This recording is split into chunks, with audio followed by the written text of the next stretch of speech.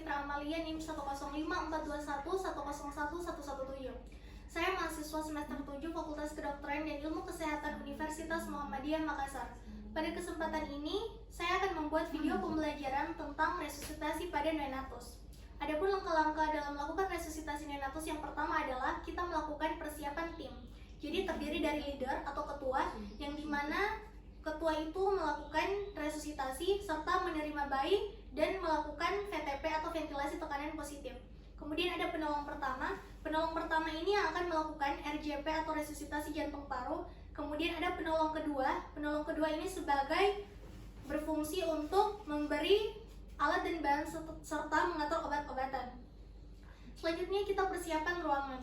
Ruangan yang digunakan itu adalah ruangan yang tidak terlalu dingin, kemudian memiliki jam dinding, serta ruangannya itu longgar dan tidak sempit.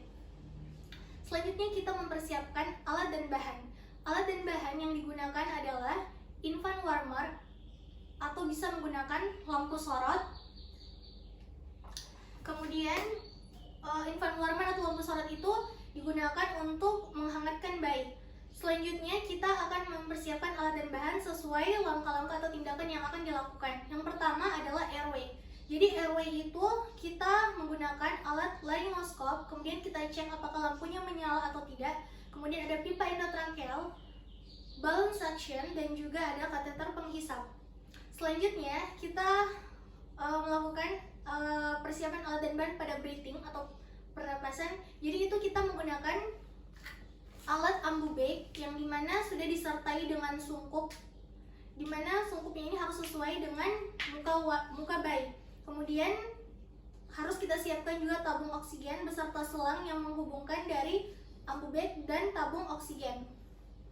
Selanjutnya di circulation itu ada alat infus beserta cairannya, kemudian ada aboket, kemudian ada obat-obatan seperti epinefrin dan juga disertai plester.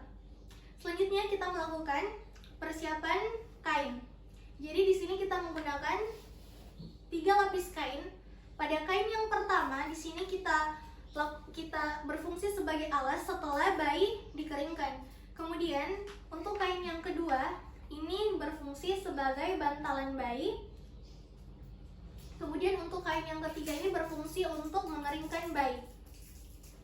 Selanjutnya ada alat handscoon yang berfungsi sebagai protection pada saat melakukan resusitasi. Selanjutnya kita melakukan cuci tangan rutin terlebih dahulu.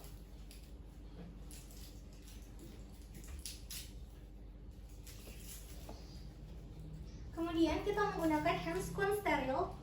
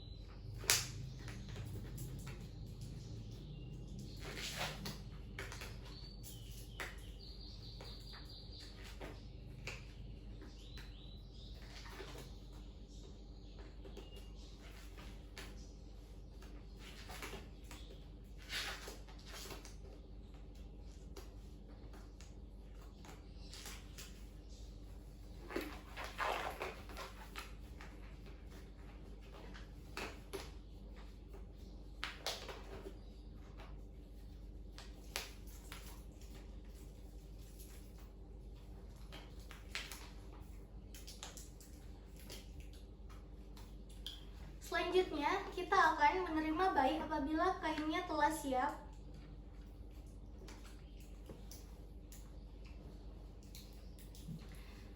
Apabila kita telah menerima bayi saat bayi sudah dilahirkan, kemudian di sini kita akan langsung menilai dan cepat menjawab dengan baik dan tepat apakah bayinya cukup bulan, apakah bayinya bernapas dan menangis, apakah tonus ototnya baik atau tidak. Selanjutnya, apabila jawabannya ya, ketiga dari pertanyaan tadi jawabannya ya, maka bayi langsung dikeringkan, kemudian diletakkan di atas perut ibu dan langsung melakukan IMD atau inisiasi menyusui dini.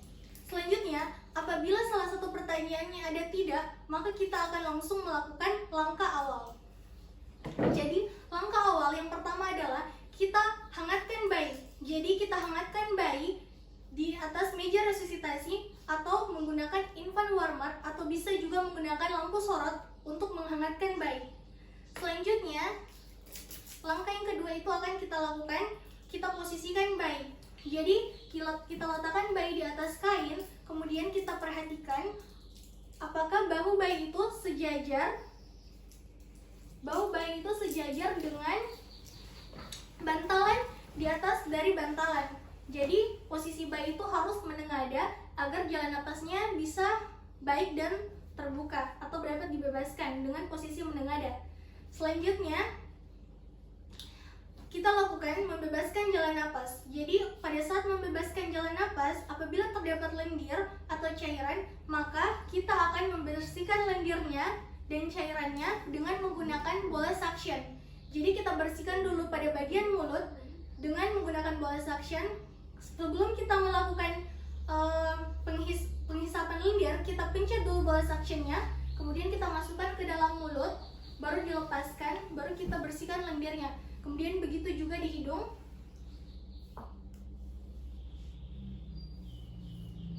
Jadi kita lakukan berulang kali sampai kita yakin lendirnya atau cairannya sudah bersih dan tidak menghalangi dari jalan napas atau yang ada terdapat pada mulut.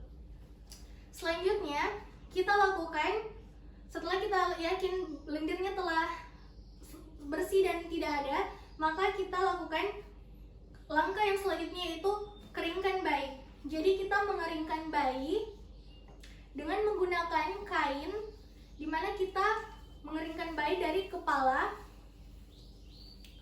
Kemudian kain itu kita gunakan semuanya sambil kita susuri ke bagian tubuh yang lain. Jadi sambil kita mengeringkan ini, kita juga merangsang atau memberikan rangsangan agar bayi menangis. Selanjutnya, bayi ini akan kita bersihkan pada bagian belakangnya menggunakan kain yang ada di bagian sebelah kanan. Kemudian kita bersihkan bagian belakang.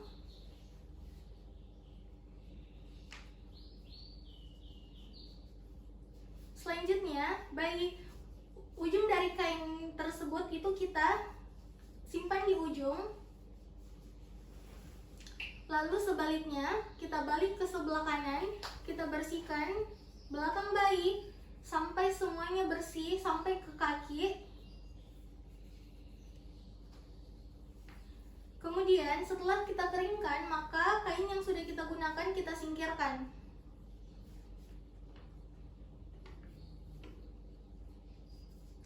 Selanjutnya, kita melakukan rangsang taktil.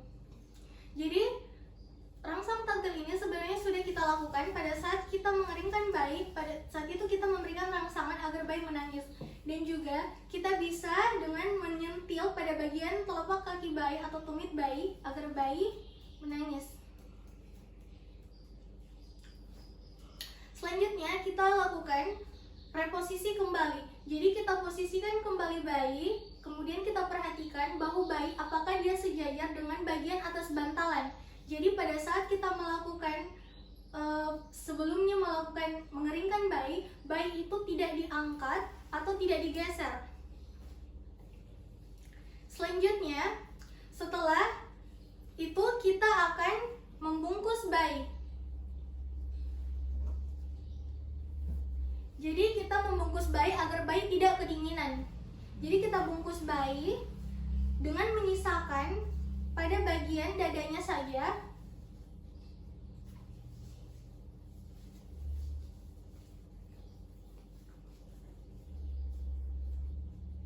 Setelah kita bungkus bayi, kemudian kita sudah melakukan semua langkah awal. Apabila kita sudah melakukan langkah awal seperti hangatkan, posisikan, kemudian bebaskan jalan napas, kemudian kita keringkan, berikan rangsang taktil dan reposisi kembali, maka kita akan melakukan evaluasi pada napas bayi. Jadi kita menilai apakah bayi bernapas atau tidak, apakah bayi bernapas tetapi megap-megap. Kemudian kita menilai frekuensi jantung bayi normal atau tidak. Apabila kita dapatkan pada bayi bernapas dengan baik serta frekuensi jantungnya normal, maka bayi dikategorikan bayi yang bugar dan akan dilanjutkan dengan perawatan rutin. Selanjutnya, apabila kita dapatkan bayinya itu memiliki napas cepat dan sesak serta warna kulitnya terlihat sianosis, maka kita akan langsung berikan kanul oksigen atau bisa kita gunakan dengan alat yang namanya CPAP, CPAP. Selanjutnya,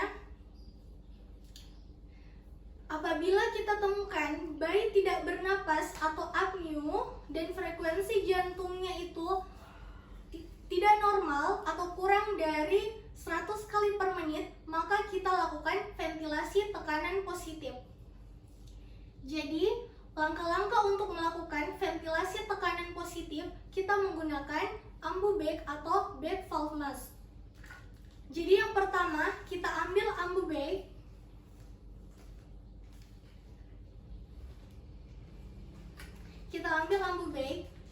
Kemudian kita pasang oksigen sebanyak 10 liter. Kemudian kita pastikan sungkup yang digunakan itu adalah sungkup yang sesuai, di mana syaratnya hidung, mulut, dan dagu bayi itu semua masuk ke dalam sungkup. Kemudian karena apabila terlalu kecil atau terlalu besar, udara akan keluar atau bagian yang lain. Apabila sungkupnya kecil, maka bagian hidung dan mulutnya tidak akan terekspos oleh sungkup. Kemudian bagaimana cara dalam memfiksasi sungkupnya? Jadi kita memfiksasi sungkup itu dengan menggunakan jari ibu jari dan jari telunjuk dan berbentuk seperti huruf C. Kemudian untuk jari-jari tangan yang lain itu kita simpan pada daerah mandibula agar untuk menahan dan posisinya sejajar dan mulut terbuka. Jadi kita lakukan ventilasi tekanan positif ini sebanyak 20-30 kali selama 30 detik. Jadi dengan irama pom pas pas, pom pas pas, pompa lepas lepas.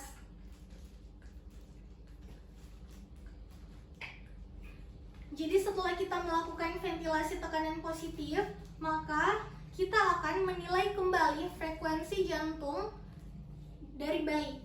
Jadi kita bisa menilai frekuensi jantung bayi itu dengan menggunakan stetoskop atau dengan memegang tali pusat bayi sambil kita merasakan denyutannya itu selama 6 detik. Kemudian nanti hasilnya itu dikalikan 10. Jadi apabila hasilnya itu yang didapatkan adalah 7 selama 6 detik, maka nanti dikalikan 10, maka hasilnya itu 70 kali per menit.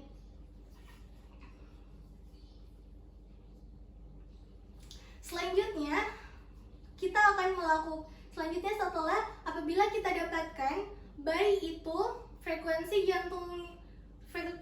jantungnya itu sebanyak 100 kali per menit, maka bayi dikatakan sudah bugar dan dilanjutkan dengan perawatan pasca resusitasi. Kemudian apabila bayi didapatkan frekuensi jantungnya itu kurang dari 100 kali per menit atau kita dapatkan 60 kali per menit, maka kita lakukan VTP kembali dengan mengkoreksi SRI-BTA atau biasa kita sebut suster IPTA. Jadi untuk melakukan suster IPTA, S adalah sungkup. Jadi kita pastikan sungkupnya itu ada kuat atau tidak. Apabila tidak ada kuat, maka kita rapatkan, kita tahan supaya posisinya sejajar. Kemudian R adalah kita reposisi. Kemudian kita reposisi apabila dengan memperhatikan bahu bayi itu sejajar dengan bantalan dari kain.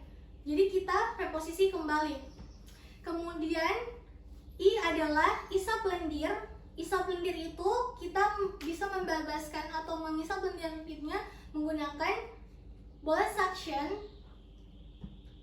dilakukan seperti tadi pada area mulut, hidung.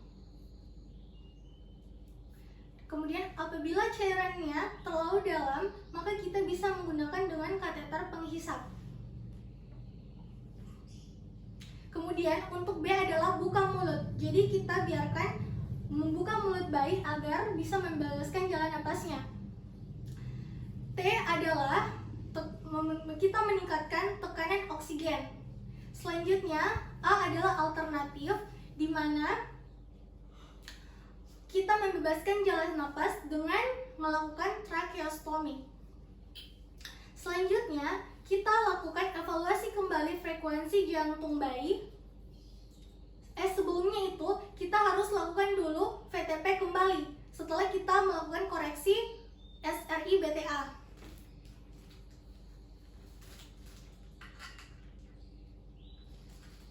Jadi kita lakukan ini sebanyak 20-30 kali selama 30 detik dengan irama pom pas-pas, pom pas-pas.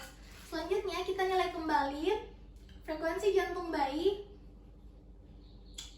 Apabila kita temukan lebih dari 100 kali per menit, maka bayi bugar dan dilanjutkan dengan perawatan pasca resusitasi.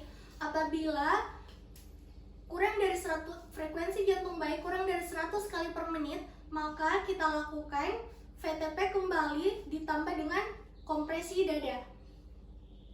Adapun kompresi dada yang kita lakukan pada bayi itu, kita lakukan selama 60 detik, kemudian menggunakan dua teknik. Jadi ada dua cara. Yang pertama itu adalah teknik 2 jari dan teknik ibu jari. Untuk teknik 2 jari, jadi kita mengambil garis hayal di antara papila mama, kemudian lakukan pijatan menggunakan 2 jari, dan tangan yang satu melakukan fiksasi dan memegang bagian punggung atau belakang bayi sambil kita melakukan pijatan 1, 2, 3. Nah, di sini juga kita memberikan VTP 1 kali atau napas bantuan 1 kali. Pom pas-pas. Selanjutnya kita lakukan dengan teknik ibu jari. Teknik ibu jari ini kita menggunakan kedua tangan. Kita simpan di bagian belakang sebagai dasar. Kemudian kedua ibu jari ini kita letakkan pada bagian tempat pijatan seperti tadi. Kemudian kita lakukan pijatan sebanyak 3 kali. 1, 2, 3, sama seperti tadi dengan memberikan VTP 1 kali atau nafas bantuan 1 kali. Jadi itu adalah koordinasi antara nafas bantuan dan pijat jantung. Rasionya 3:1, 3 kali pijatan dan 1 kali VTP. Selanjutnya, kemudian kita periksa lagi, kita evaluasi bayinya. Apabila bayinya itu frekuensi jantungnya itu lebih dari 100 kali per menit, maka kita akan memindahkan bayi pada perawatan pasca resusitasi. Adapun metode yang digunakan yaitu adalah stable, STABLE.